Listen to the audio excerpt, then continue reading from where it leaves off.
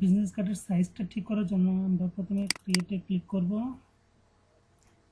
ক্রিয়েটে click করার পর এখানে আমাদের যে পয়েন্টগুলো আছে ওয়াইড 3.5 ইঞ্চি, হাইট হচ্ছে 2 ইঞ্চি, এখানে ব্লেড এরিয়া দিয়ে আছে 0.25, এরকমভাবে আমরা দুইটা আউটপুট নেব, নিয়ে ক্রিয়েট থেকে এই যে আমার দুইটা আউটপুট হয়ে গেল। এবার দুইটা আউটপুটের উপর আমরা এখানে একটা রেক্টেঙ্গুলার নেব, নিয়ে এখানে ক্লিক করলে আমরা এখন দেব 3.5, এখানে দেব 2, দেওয়ার পর ওকে দেওয়ার পরে আমরা স্টপ কালারটাকে অফ করে দেব।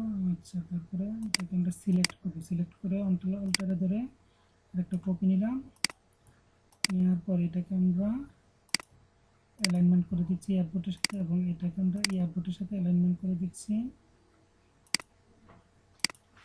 অ্যালাইনমেন্ট করার পর আমরা ভিউটাকে একসাথে সিলেক্ট করি। সিলেক্ট করার পর ইফেক্ট থেকে স্টাইলিশ থেকে রাউন্ড কর্নার, এখান থেকে আমরা দিব 13 পিক্সেল EX, দেওয়ার পর ওকে।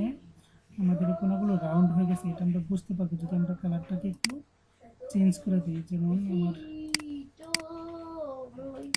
আচ্ছা, এই দুইটাকে আমরা একটু ইফেক্ট করার পর এখানে অবজেক্ট থেকে আমরা এক্সপ্যান্ড অ্যাপিয়ারেন্স, তাহলে দেখেন এই যে আমার রাউন্ডটা সুন্দর হয়েছে, কাজ করতেছে। তারপরে আমরা এটার কালারটা একটু চেঞ্জ করে দিচ্ছি, এবং এটার কালারটা আমরা হয়তো বা একটু চেঞ্জ করে দিই, তাহলে হয়তো বা একটু সুন্দর বোঝা যাবে। এটাকে আর একটু চেঞ্জ করে দিচ্ছি আমরা।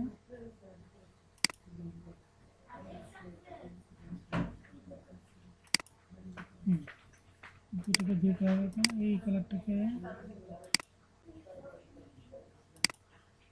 এই তো এরকমভাবে এই যে দেখা যাচ্ছে আমাদের রাউন্ড হয়ে গেছে। এখনো যদি এটাকে দেখি এই যে রাউন্ড।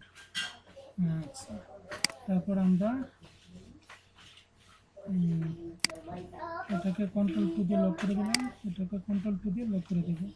এবার এটার উপরে আমরা নিব সেভ জোন। সেভ জোনের জন্য আমরা আবার রেক্টেঙ্গুলারে ক্লিক করবো, এখানে একটা ক্লিক করলাম, এখানে নিব আমরা সেভ জোন 3.25 এবং হাইট নিব 1.75, পর ওকে। এই যে আমাদের সেভ জোন এরিয়া, যেটার ভিতরে আমরা কার্ডটা তৈরি করবো মূলত সেটা, এটাকে আমরা সিলেক্ট করব। সিলেক্ট করার পর অল্টারে ধরে এটার একটা কপি বের করে নিলাম। এবার এটাকে আমরা এই এয়ারপোর্টের সাথে অ্যালাইনমেন্ট করে দিচ্ছি, এবং এটাকে আমরা এই অ্যালাইনমেন্টের সাথে এয়ারপোর্টের সাথে এটাকে অ্যালাইনমেন্ট করে দিচ্ছি। এবার এই অংশটা আমরা একটু কালারটা চেঞ্জ করে নিই, একেবারে সাদাই দিলাম।